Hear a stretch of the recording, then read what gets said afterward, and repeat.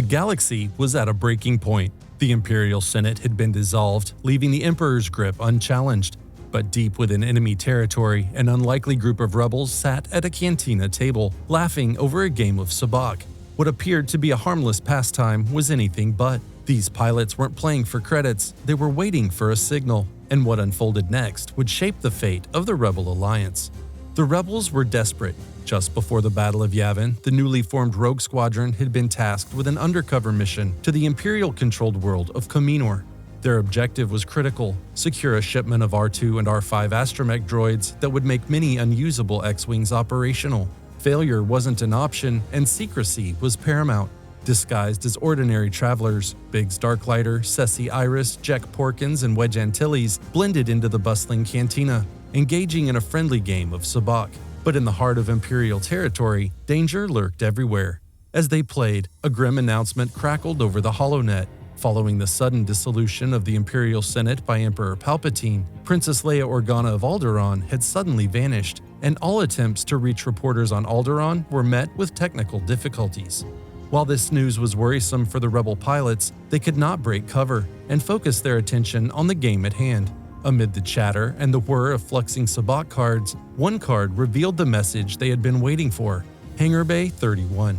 The game ended abruptly as the rogues exited the cantina, but their mission was only beginning.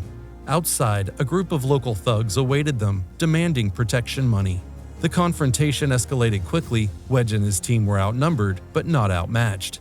Within moments, the gang was left nursing bruised egos and black eyes as the rogues sped off. At Hangar Bay 31, the rogues met their smuggler contact, Captain Nera Dantles, who was relieved to finally deliver her precious cargo. Her ship, the Starduster, was loaded with astromech droids, the lifeline the rebellion needed. But their troubles weren't over. Unbeknownst to them, one of the defeated thugs had tipped off the local Imperial garrison. The rebels were walking into an ambush.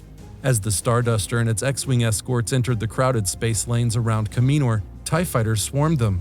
The Imperials, operating from a secret base on the moon of Folor, had intercepted the rogues, and a furious dogfight erupted. Wedge and Biggs led the charge, drawing enemy fire, while Porkins and Ceci protected the Starduster. Wedge's leadership kept the formation tight, allowing them to pick off TIE fighters one by one.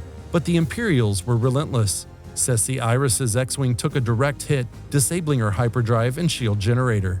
Wedge ordered her to eject and board the Starduster, but Ceci refused. She knew there wasn't enough time.